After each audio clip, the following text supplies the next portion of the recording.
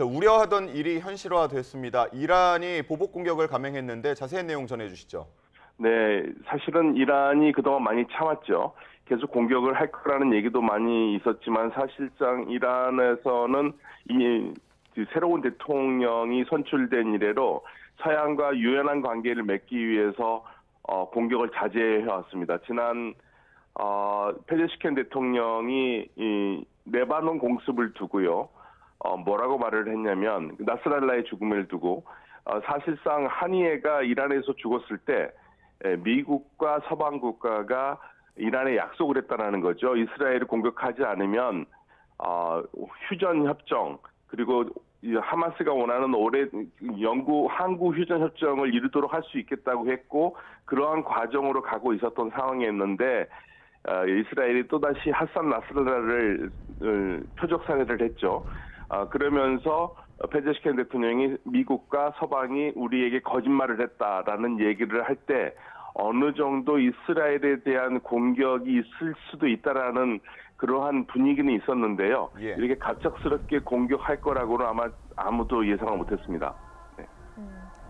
교수님, 그 보복을 명분으로 미사일 공격을 감행한 건데 지금 이란이 네. 이상으로 지상전을 시작한다든가 또는 추가적인 공격을 가할 가능성 좀 어떻게 보십니까?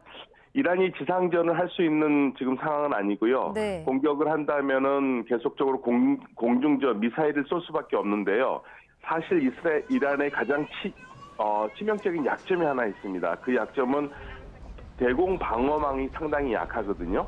따라서 이스라엘이 보복 공격으로 미사일을 쏜다든지 F-35라든지 아주 뛰어난 성능의 전투기로 이란을 공격을 한다면 이란으로서는 사실상 상당히 어렵습니다. 그런데 이번에 그걸 감안하고 공격을 했다라는 얘기는 제 개인적인 생각으로는 러시아의 어느 정도 대공 방어망에 대한 약속이 있지 않았을까라는 생각을 합니다. 예. 그렇지 않고서는 사실 이란이 한 대를 때리면 이스라엘은 10대를 때릴 수 있는 능력을 가지고 있거든요. 그래서 그 부분이 지금 초점입니다. 그러니까 러시아와 이란이 분명히 밀접한 관계를 맺으면서 이 공격에 대해서 서로 이야기를 주고받았을 가능성이 굉장히 크죠. 자, 미국이 그동안 해왔던 얘기를 보면 이스라엘을 공격한다면 심각한 후과를 치르게 될 것이다 이렇게 경고를 해왔습니다. 자, 그렇다면 공격이 이루어졌고 앞으로 미국의 대응은 어떻게 되겠습니까?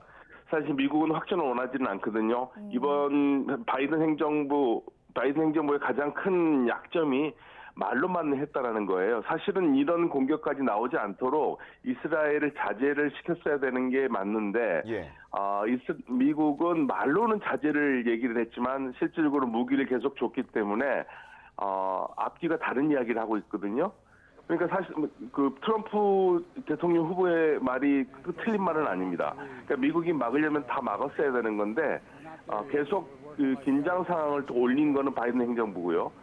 지금 이스라엘과 다시 밀접하게 논의하면서 추후 상태를 보겠다고 얘기를 했는데 그렇다고 해서 이스라엘이 이란을 때리는 것을 찬성하는 건 아닌데 아마 이스라엘이 이란을 때린다고 했을 때 미국이 막을 수 없을 겁니다. 그게 지금 현재 바이든 행정부가 가지고 있는 가장 큰 딜레마입니다.